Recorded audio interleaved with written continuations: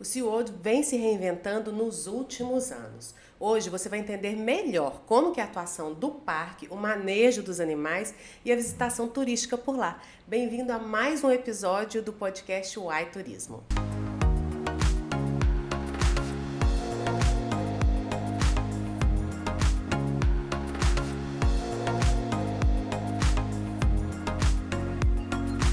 Gente, o SeaWorld é um dos principais parques temáticos de Orlando, nos Estados Unidos. Mas ele já gerou algumas polêmicas, né? Atualmente, é uma das organizações zoológicas do mundo e referência em bem-estar animal, treinamento, manejo e cuidados veterinários. Para entender melhor esse universo, hoje eu vou conversar com a Cristina Muniz, que é publicitária e atua na área de vendas, marketing e treinamento do grupo United Parks and Resorts, do qual o SeaWorld faz parte. No mercado do turismo há mais de 12 anos, ela acredita que a junção de capacitação de quem vende e a experiência com significado é a fórmula certa para o sucesso dos parques. Bem-vinda ao Uai Turismo, Cristina Muniz. É um prazer te ter aqui. Prazer é meu. Obrigada pelo convite. Imagina, quando os paulistas estão aqui, a gente aproveita, né? É verdade. Me fala um pouco, assim, sobre o SeaWorld. Depois a gente vai conversar um pouquinho sobre os outros parques. Claro. Mas o SeaWorld é o carro-chefe. Exatamente. Eu imagino, né?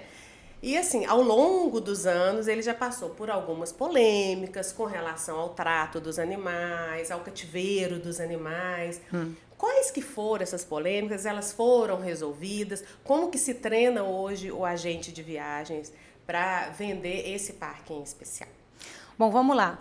Na verdade, o que muita gente não sabe é que a gente tem uma missão que é baseada em 3 pilares e a nossa história começou há mais de 60 anos, antes do primeiro parque lá em San Diego. E eu vou falar primeiro do nosso primeiro pilar, que é resgate, reabilitação, retorno de animais órfãos, doentes e feridos.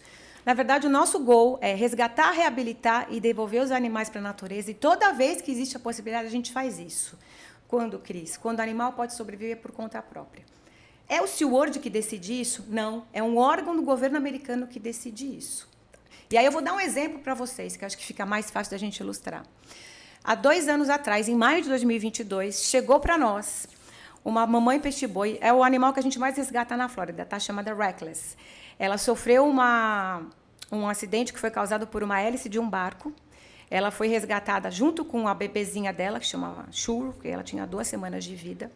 E ela ficou conosco, para você ter noção, 22 meses em processo de reabilitação. Durante esse processo, aliás, foi um dos casos mais emocionantes que chegou para nós. Por que foi mais emocionante? Porque durante esse processo, ela passou por 9 procedimentos cirúrgicos. E durante esses 9 procedimentos cirúrgicos, ela teve uma amputação dupla. Não só da barbatana dela, como metade do ombro dela. Por isso que eu falo que foi emocionante. Porque durante esses 9 procedimentos, a gente não sabia se ela ia sobreviver, o que ia acontecer com ela, porque foi muito grave.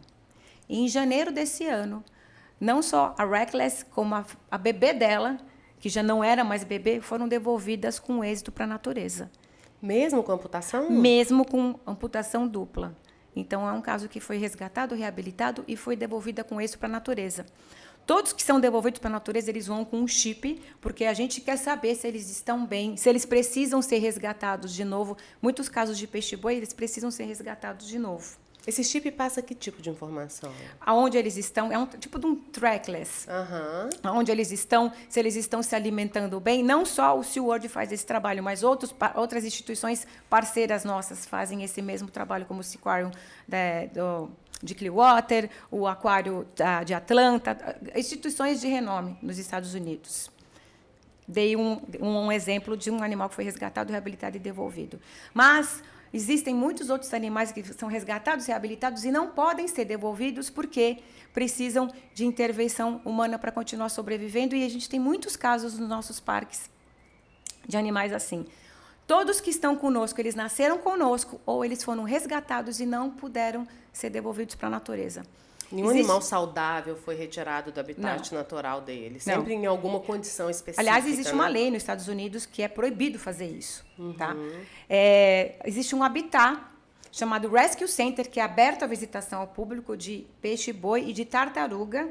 E lá a gente tem 3 tartarugas, as grannies, as vovós, Uma não tem o maxilar inferior, foi arrancado pela hélice de um barco, a outra não tem a nadadeira frontal, foi arrancado por uma rede de pescador. Então, são exemplos de animais que nós resgatamos, foram reabilitados e, infelizmente, não puderam ser devolvidos para a natureza. Em San Diego, agora em maio, a gente resgatou um golfinho, o Cardiff, bebê, que foi encontrado na praia, sem a mamãe. Ele está em processo de reabilitação, ele não pôde ser devolvido e foi adotado por uma mamãe golfinho, está lá em San Diego. Então, a gente tem muitos casos assim. Claro que assim, o mundo perfeito seria se ninguém tivesse que fazer esse trabalho, se todos os animais estivessem livres na natureza. Mas isso é utopia, gente. Isso não é assim que funciona, não existe. né? A gente procura dar a melhor vida, a melhor maneira de viver, entendeu? A melhor vida com as condições deles. E a gente faz isso. Ô, Cris, então, assim, pelo que eu estou entendendo, o trabalho que o SeaWorld faz é um trabalho que todos os institutos aí que tratam da vida marinha fazem. Não só da vida marinha, mas... da vida, da fauna, né, no geral. Mas a diferença é que vocês são abertos à visitação. Exatamente. Né? E como equilibrar isso? A visitação com o tratamento desses animais? É estressante para eles, não é? Como é que é o dia a dia dessa visitação? Na verdade, a gente não tem nada para esconder, né? Todos os nossos habitats, eles têm sempre uma Cris, que a gente chama de embaixador, pronto lá para dar informação, tá? Eu acho que isso entra muito no nosso terceiro pilar, que é educar as pessoas através do entretenimento. Então, vou dar um exemplo.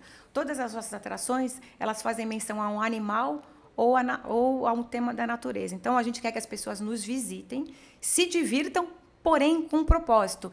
A gente quer que as pessoas se inspirem e ajam, por exemplo, em prol de uma causa. A gente não tem canudo nos parques, não tem plástico. O ano passado a gente aboliu o dinheiro físico, a gente não aceita. Justamente por conta disso, porque a gente cansou de fazer cirurgia, por exemplo, em estômago de animais para tirar moeda que as pessoas jogavam em habitat de animais. Então, vou te dar um exemplo, vou ilustrar um exemplo. No SeaWorld existe uma montanha-russa chamada Manta, que faz menção a uma espécie de arraia. Então, a gente quer que as pessoas se divirtam na manta.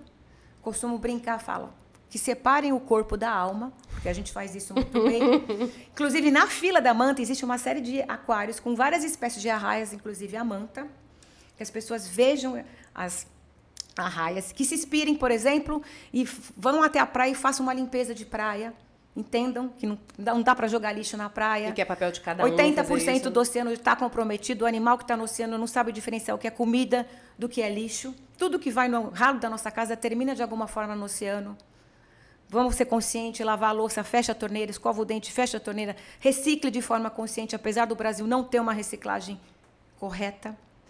Vamos sair da manta, esperar a alma retornar. Tem a montanha-russa nova que a alma vai retornar com um delay maior. Tem montanha-russa que a alma vai retornar com um delay maior. Tem montanha-russa que a alma vai retornar no corpo do seu coleguinha ao lado, mas a alma sempre vai retornar. É isso, gente. Bom, vamos sair da manta. A gente tem lá um lugar chamado Stingray Lagoon, que é um habitat que tem várias espécies de arraias. Vamos passar a mão nas arraias ali, dá para a gente alimentar as arraias. É muito isso.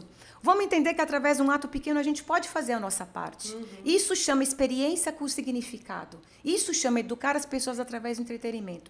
Resumindo, o que a gente quer que as pessoas aprendam no parque e pratiquem no planeta. Isso é o nosso diferencial.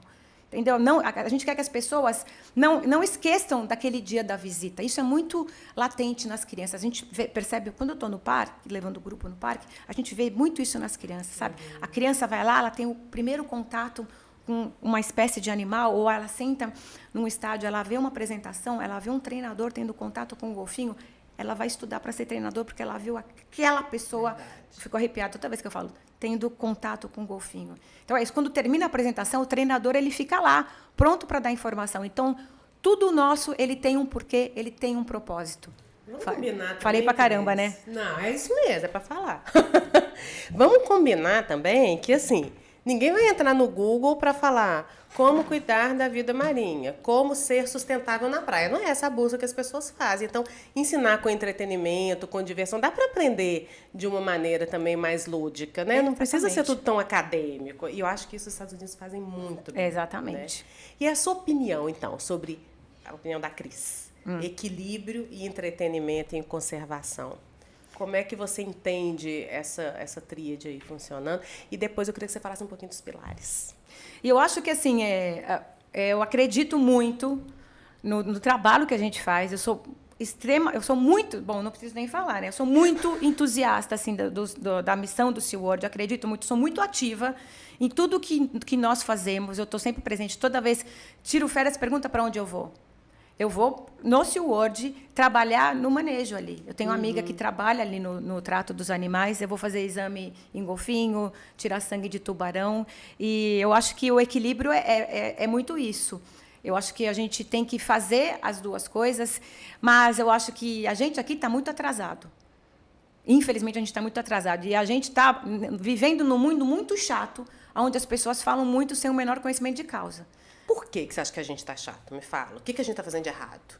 Ai, muita coisa. Vamos falar três eu coisas acho que não assim, acontecem lá que a gente está fazendo aqui no Brasil. Eu acho que assim, a gente... Porque às vezes não é a coisa, é a forma, É a né? forma que a gente faz. Então, assim, a gente fala muito sobre a reciclagem, só que a gente não faz uma reciclagem de uma forma correta, porque a reciclagem da forma certa dá muito trabalho. A praia, por exemplo. A gente fala assim sobre como a gente tem que preservar uma espécie. Preservar uma espécie da forma certa dá muito trabalho. Eu saí agora numa missão de conservação, junto com o Fundo de Conservação, porque o nosso diretor veio aqui para o Brasil e visitei vários biomas, sabe? Fui para a natureza mesmo a fazer isso. Dá muito trabalho a gente preservar uma espécie na natureza. E fui visitar até o Cerrado, uma instituição que faz um trabalho com tamanduá. Então, assim, como se para continuar... ensinar, essas missões são para ensinar? A gente foi visitar umas instituições para essas instituições poderem aplicar para o fundo. E essa instituição faz um trabalho, eles fazem tracking de tamanduá. Por quê? Esses tamanduás estão morrendo atropelados. De quem é a culpa? Na verdade, assim, não é só do homem. Eu acho que é um equilíbrio das duas partes. Se continuar daqui 10 anos, o que vai acontecer? Não vai existir tamanduá na natureza. Como a gente faz para evitar isso? Eu voltei até deprimida, porque o buraco é tão embaixo. E como que a gente faz para resolver isso? Então, conscientiza. Depois eu fui visitar uma outra... Está saindo do tema, mas fui visitar mas eu ia te perguntar sobre o fundo mesmo. Eu vou falar do Fundo de Conservação. Uma outra instituição que faz um trabalho com onça. Né? E aí, o trabalho que eles fazem é muito lindo. Lá são onças do Iguaçu. Eles fazem um trabalho muito legal de conscientização com a própria sociedade ali, porque as pessoas acham, o dono da fazenda acha que quem vai lá no galinheiro e mata a galinha. Não é a onça, na verdade, né? Aí o que estava acontecendo é o cachorro da própria propriedade que não é alimentado direito e vai lá. E para eles conscientizarem, eles tiveram que colocar câmera para mostrar. Então, assim, o buraco é tão mais embaixo que é todo um trabalho de conscientização e de treinamento que a gente acaba fazendo com o agente de viagem. Até por causa dessa história então, de 60 assim, anos, é um círculo, sabe? Que começa aqui, que eu posso fazer, que você pode fazer, que um vai falando para o outro. Para a gente chegar no equilíbrio, falta muito. E esse fundo de conservação? Vou falar. Fundo de conservação é um fundo sem fins lucrativos do SeaWorld do SeaWorld e do Busch Gardens. A venda de ingresso ela impacta diretamente nisso. Na verdade, assim, todo o ingresso nosso vendido, ele vai, uma porcentagem desse ingresso ele é aplicado ou no resgate ou em alguma parte do parque. Ele vai ser aplicado. Então, por isso que eu falo que é uma visita com significado. No SeaWorld existe uma lojinha que tudo que é comprado nessa loja, ela vai direto para o resgate. Então, o Fundo de Conservação, ele é uma instituição sem fins lucrativos, foi fundado em 2003. E, desde a fundação, ele já doou mais de 21 milhões de dólares para mais de 1.200 instituições ao redor do mundo, inclusive aqui no Brasil. Tá? Por quê? Porque a gente acredita que, através dessas instituições, a gente ajuda, na verdade, essas instituições com pesquisa na vida selvagem, como eu contei para você, acabei de contar dessa instituição que faz um trabalho de pesquisa com tamanduá. A gente também faz doações para trabalhos de emergência, como, por exemplo, está acontecendo agora na Amazônia, uma taxa de mortalidade muito grande com um boto cor-de-rosa, o Mamirauá. Que você também ia me perguntar sobre o Mamirauá. Está acontecendo uma taxa de mortalidade grande por causa do aquecimento da água e ninguém sabe explicar por quê. Então, a gente fez uma doação de emergência já para eles, porque eles estão fazendo um estudo para descobrir em carcaça de boto para descobrir por que isso está acontecendo. Então, a gente já fez também para o Instituto está fazendo Miraorauá, está fazendo um estudo e vocês estão apoiando esse estudo. Exatamente. A gente o AMPA é nosso parceiro, que é o amigo do peixe-boi, porque eles fazem muito resgate de peixe-boi também aqui no Amazonas. A gente já fez doação para eles também. Tamar, a gente já fez doação para o Tamar. Então, a gente já doou para mais de 600 instituições aqui no Brasil. Qualquer instituição pode aplicar para o fundo. É fácil, não é difícil. Você depois me passa, que eu vou deixar na matéria, tá, gente? Vocês sabem que tem o podcast aqui no YouTube, mas você também acessa a matéria lá no turismo.ai.com.br. E assim, o fundo entra logo no segundo pilar, que é pesquisa, que a gente faz muito dentro do parque. Por exemplo, eu vou dar exemplo depois de dentro do parque e fora do parque. Eu falo que é do parque para o planeta. Uma coisa, o equilíbrio também está aí. Dentro do parque e fora do parque. Como é que a gente apoia fora do parque? Para preservar uma espécie que pode entrar em extinção, como foi a do tamanduá, que eu dei exemplo, e para a gente ter certeza que essa espécie não vai ser extinta. Como na África, a gente já fez trabalho para ter certeza que o rinoceronte não vai entrar em extinção. Então, a gente faz... E também a gente faz muito trabalho com outras instituições, para ter certeza.